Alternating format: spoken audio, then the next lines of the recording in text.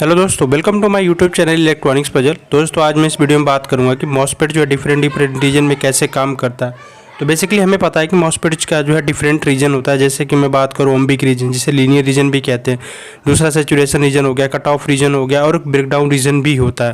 तो इसके बारे में डिटेल में बात करेंगे। और हमारा जो मॉसफेट है इसको एम्पलीफायर की तरह स्विचिंग कराते टाइम पे इसका यूज़ करते हैं।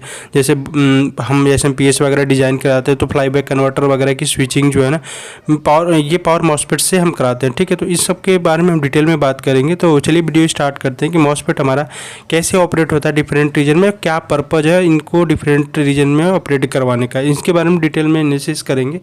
तो दोस्तों इसके पिछले वाली वीडियो में मैंने बताया था आपको कि मॉसफेट जो होता है वोल्टेज कंट्रोल्ड डिवाइस होता है। ठीक है दोस्तों, अब यहाँ पे देख सकते हो कि इसका बेसिक करेक्टरिस्टिक कर्व है मॉसफेट का, जो डिफरेंट रीजन में ऑपरेट करवाते हैं। ठीक है, पहला रीजन जो इसका है, इसका पहला रीजन कट ऑफ है, दूसरा रीजन आपको ओम्बिक रीजन है और तीसरा रीजन आपको सैचुरेशन रीजन देखने को मिलेगा, चौथा रीजन आपको ब्रेकडाउन रीजन है। ठीक, तो सबसे पहले हम बात करते हैं कट ऑफ रीजन के बारे में। तो इसके मॉसफेट के कट ऑफ रीजन के बारे में बात करने से पहले मैं आपको ट्रांजिस्टर के कट ऑफ रीजन के बारे में ओवरव्यू देना चाहता हूँ कि ट्रांजिस्टर कैसे काम करता है और इसका कट ऑफ रीजन क्या है। ठीक, तो मैं बात करता हूँ कि जब हमारा जो ट्रांजिस्टर होता है ना, उसका एक बेस बीबीई वोल्टेज होता है जो कि 0.7 वोल्टेज होता है। इसी को थ्रेशोल्ड वोल्टेज बोलते हैं इन केस ऑफ ट्रांजिस्टर।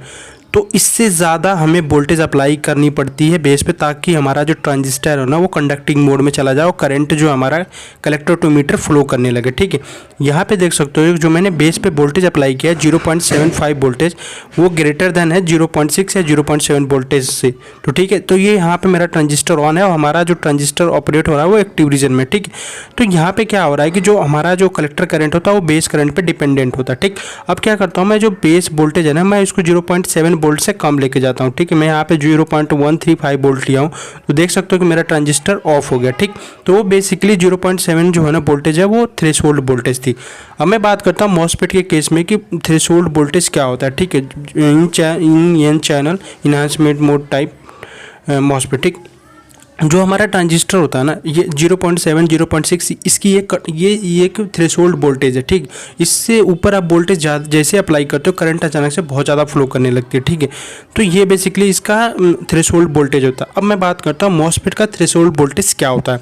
जब मॉसफेट के केस में हम बात करते हैं ना कि जो मॉसफेट जो होता है ना, उसका जो थ्रेशोल्ड वोल्टेज होता है ना कि गेट टू सोर्स मिनिमम वो वोल्टेज अप्लाई करना होता है जबकि मॉसफेट हमारा कंडक्टिंग मोड में आ जाए। ठीक है, अब मैं ट्रांजिस्टर की बात करता हूँ तो इसका 0.7 ही वोल्ट कट ऑफ 0.6 0.7 होता है। ऐसा इसलिए क्योंकि हम स्मॉल सिग्नल डायोड एक तरीके का होता है जो कि स्मॉल सिग्नल डायोड का 0.7 0.6 ही होता है। ठीक, अब मैं बात करता हूँ मॉसफेट का। तो मॉसफेट में क्या होता है कि जो हमारा गेट टर्मिनल है ना, गेट टर्मिनल पे करंट फ्लो नहीं करता। ठीक, और इसका जो एक मिनिमम थ्रेशोल्ड वोल्टेज होता है उससे ज़्यादा आप gate to source voltage apply करोगे तभी करंट फ्लो करेगा ड्रेन टू सोर्स। ठीक है, तो ये होता है basically threshold voltage, minimum voltage which is applied to gate the MOSFET in conducting mode. ठीक है, तो सोर्स अगर ग्राउंड है तो मान लो 1.5, अगर कट ऑफ वोल्टेज है तो उससे ज़्यादा हमें वोल्टेज देनी पड़ेगी। ठीक है, अब मैं बात करता हूँ कि जो हमारा जो कंडक्टिंग पाथ बनता है ना, वो बीजीएस की वैल्यू अगर थ्रेशोल्ड वोल्टेज से ज़्यादा होती है तभी वो कंडक्टिंग पाथ जो चैनल बनता है ना, तभी वो चैनल क्रिएट होता है और हमारा जो है वो शॉर्ट सर्किट होता है, करंट फ्लो करने लगता है ड्रेन टू सोर्स।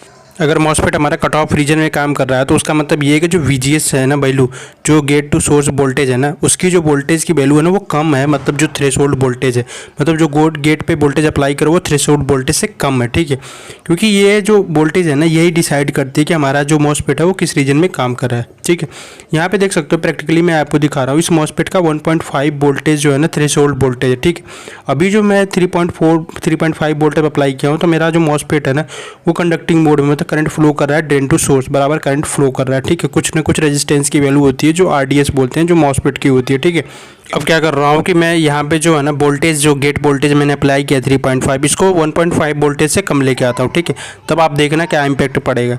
जैसे मैंने 1.5 वोल्ट के नीचे लेके जाऊँगा, बूम, देख सकते हो आप मॉसफेट मेरा ऑफ हो गया, मतलब करंट फ्लो करना बंद कर दिया। ठीक, ये जो नैनो एम्पियर्स में आपको करंट दिख रहा है ना बेसिकली लीकेज करंट है। ठीक, तो जैसे आप थ्रेशोल्ड वोल्टेज से कम वोल्टेज अप्लाई करोगे ना, चैनल क्रिएट नहीं होगा ड्रेन टू सोर्स के बीच में और करंट फ्लो ही नहीं करेगा। तो बेसिकली ये फंडामेंटल होता है। ठीक, अब जैसे 1.5 वोल्ट से ऊपर करोगे ना, आप देख सकते हो माइक्रो एम्पियर में करंट फ्लो करने लगी है। ठीक है, यहाँ पे देख सकते हो आप ग्राफ के माध्यम से भी देख सकते हो कि यहाँ पे करंट पहले जैसे मैं 1.5 वोल्ट से ऊपर करता हूँ, फ्लो करते ही फिर नीचे करते ही ये लीकेज करंट आपको दिखने को मिल जाएगा। ठीक है, तो ये बेसिक ऑपरेशन होता है जब हम वोल्टेज जो गेट पे वोल्टेज अप्लाई करते हैं वो थ्रेशोल्ड वोल्टेज से ज़्यादा होना चाहिए जब हमारा सोर्स ग्राउंड हो, तभी हमारा मॉसफेट ऑन कंडीशन में जाएगा। नहीं तो अगर बीजीएस की वैल्यू थ्रेशोल्ड वोल्टेज से कम है तो हमारा मॉसफेट कट ऑफ रीजन में ही ऑपरेट करेगा।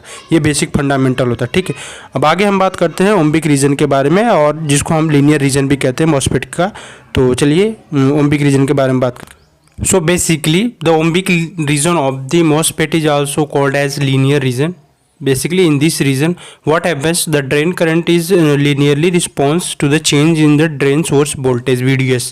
So यहाँ पे आप देख सकते हो ग्राफ में, इसमें क्या है ना कि VDS की वैल्यू जैसे जैसे चेंज हो रही है ना, वैसे वैसे जो ID करंट है, ड्रेन करंट, उसके हिसाब से ये रिस्पॉन्स कर रहा है। ठीक है, आप यहाँ पे कैरेक्टरिस्टिक देख सकते हो, आपको डिफरेंट रीजन्स दिख रहे हैं।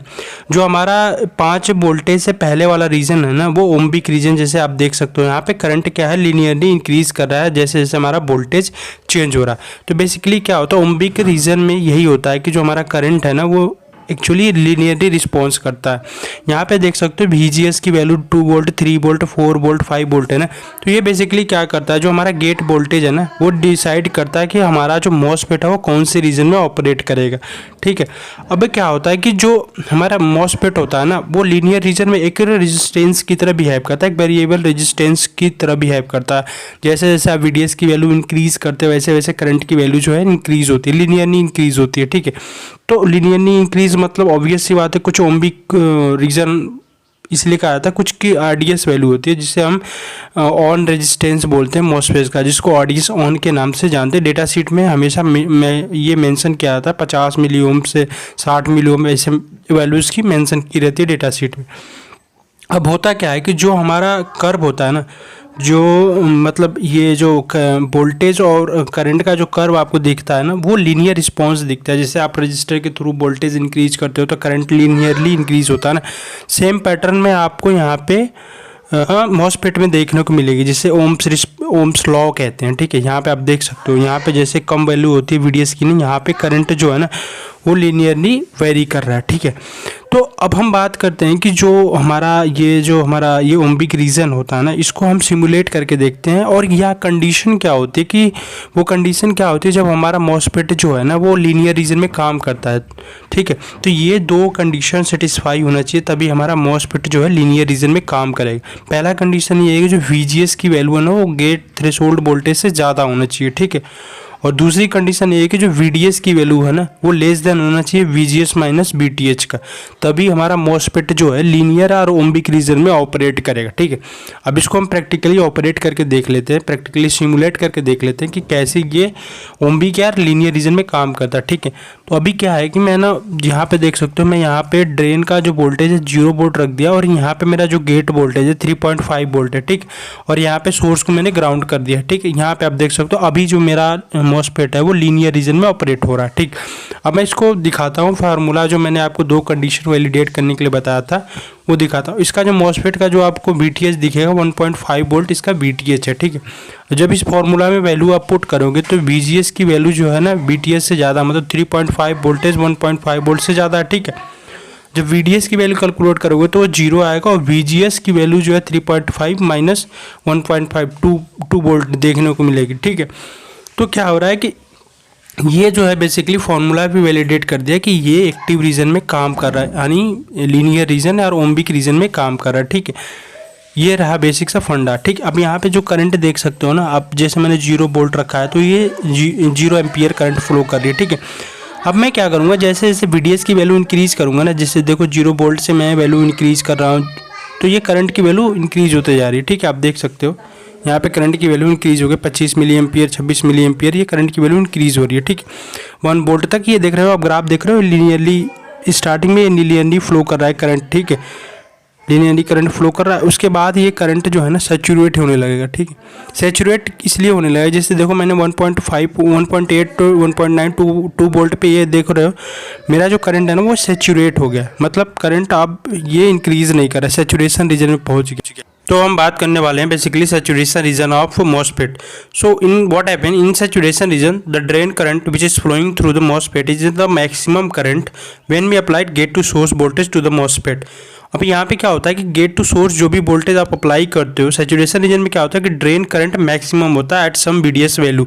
लाइक यहाँ पे आप देख सकते हो कि जो हमारा VDS वैल्यू है ना वो सैचुरेशन रीजन में क्या है कि जब हम इंक्रीज कर रहे हैं 6 से 10 वोल्ट गए फिर 16 वोल्ट गए, करंट की वैल्यू कांस्टेंट है लेकिन VGS की वैल्यू जैसे आप इंक्रीज करते हो ना वैसे करंट की वैल्यू इंक्रीज करती है. ठीक है, तो ड्रेन करंट बेसिकली क्या होता है ना कि जो VGS पे वोल्टेज अप्लाई करते हैं उससे ज़्यादा इम्पैक्ट होता है rather than the voltage apply to the drain to source terminal of the MOSFET. अब क्या होता है कि जैसे मैंने आपको एक प्रैक्टिकली आपको करके दिखाऊंगा कि ये चीज़ें कैसे इंपैक्ट होती हैं. ठीक है, ऐसे थ्योरेटिकली ज़्यादा समझ में नहीं आएगा, लेकिन उसके पहले मैं बात करता हूँ कि कंडीशन क्या होती है जब हम किसी MOSFET को सैचुरेशन रीजन में ऑपरेट करवाना चाहते हैं. तो पहली कंडीशन ये होती है कि गेट टू सोर्स जो वोल्टेज होना चाहिए वो थ्रेशोल्ड वोल्टेज से ज़्यादा होना चाहिए. और दूसरा कंडीशन ये है कि ड्रेन टू सोर्स वोल्टेज जो होना चाहिए ना वो greater than equal to gate to source voltage minus VTH volt.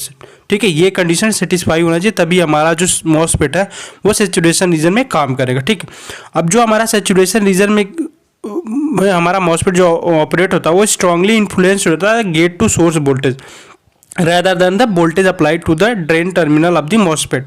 तो VDS से ज़्यादा इंपैक्ट नहीं होता क्योंकि देख रहे हो VDS की वैल्यू जितना भी इंक्रीज कर रहे हो कांस्टेंट करंट फ्लो करिए, लेकिन जैसे आप VGS की वैल्यू 2 वोल्ट से 3 वोल्ट 4 वोल्ट 5 वोल्ट 6 वोल्ट जा रहे हो तो करंट की वैल्यू ड्रेस्टिकली आपको चेंज होते हुए दिख रही है. ठीक है, तो मैं आपको यहाँ पे ऑपरेट करवा के दिखा देता हूँ कि जैसे मैंने आपको बताया था कि लीनियर रीजन में हम जब ऑपरेट करवाए थे 2 वोल्ट से नीचे ये लीनियर रीजन में काम कर रहा था, आई मीन ओम्बिक रीजन में.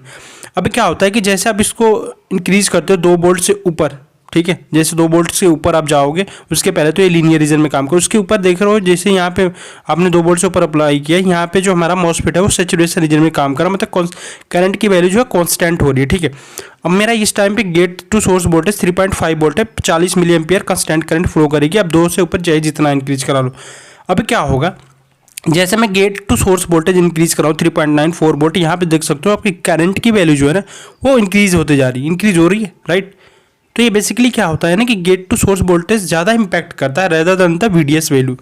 तो ये चीज़ आपको बहुत इंपॉर्टेंट है, ये चीज़ आपको ध्यान रखनी है कि ये कैसे बेसिकली गेट टू सोर्स कितना बड़ा रोल प्ले करता है कि कोई भी MOSFET कैसे ऑपरेट कर रहा है. अब ज़्यादा हमें वोल्टेज भी नहीं इंक्रीज़ करनी है क्योंकि हमारा उस टाइम पे क्या होगा कि जो MOSFET है ना वो ख़राब हो जाएगा. ठीक है, तो ख़राब हो जाएगा तो फिर कोई मतलब नहीं मिलेगा. तो ये चीज़ हमेशा डेटा शीट में मेंशन की रहती है कि कितना gate to source voltage maximum होगा. ठीक है, अब मैं ये एक इंपॉर्टेंट कैरेक्टरिस्टिक के बारे में बात करने वाला हूँ. जैसे आप देख सकते हो यहाँ पे मैंने MOSFET का और एक BJT बाइपोलर ट्रांजिस्टर का मैंने 2 कैरेक्टरिस्टिक ले रखा है इंपॉर्टेंट.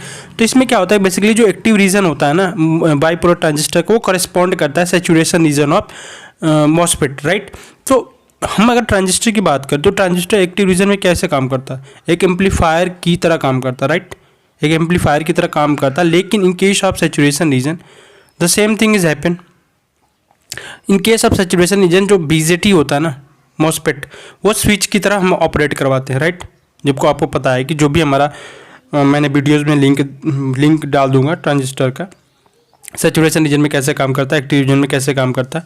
तो बेसिकली हमारा जो BJT होता है ना वो सैचुरेशन रीजन में एक स्विच की तरह काम करता है, लेकिन जो हमारा MOSFET होता है ना वो सैचुरेशन रीजन में क्या होता है कि एक एम्पलीफायर की तरह काम करता है. ठीक है, और हम MOSFET को हमेशा सैचुरेशन रीजन में ही ऑपरेट करवाते हैं. आप जब भी प्रैक्टिकली डिज़ाइन करोगे तो आप सैचुरेशन रीजन में ऑपरेट करवाते हो. इसका यही रीज़न है कि इसमें सिग्नल हमारा एम्पलीफाई ज़्यादा होता है, जहाँ तक मुझे पता है यही, और इसीलिए हम सैचुरेशन रीजन में MOSFET को ऑपरेट करवाते हैं. जबकि in case of saturation region आप देखोगे कि हमारा जो BJT है ना वो स्विचिंग की तरह यूज कराते हैं, और इसका एक्टिव रीजन का जो आपको दिख रहा है ना ग्राफ वो करस्पॉन्ड होता है सैचुरेशन रीजन का. तो ये बहुत कन्फ्यूजन हो जाता है जब हम डील करते हैं कि MOSFET और ट्रांजिस्टर के ग्राफ्स को, तो थोड़ा क्वाइट कॉम्प्लिकेटेड होता है. तो ये चीज़ आपको रिमेंबर रखनी है कि ये जो एक्टिव रीजन है वो करस्पॉन्ड करता है सैचुरेशन रीजन की तरफ. तो ये चीज़ इसका ओम्बिक रीजन जो है करस्पॉन्ड करता है BJT के सैचुरेशन रीजन की तरफ.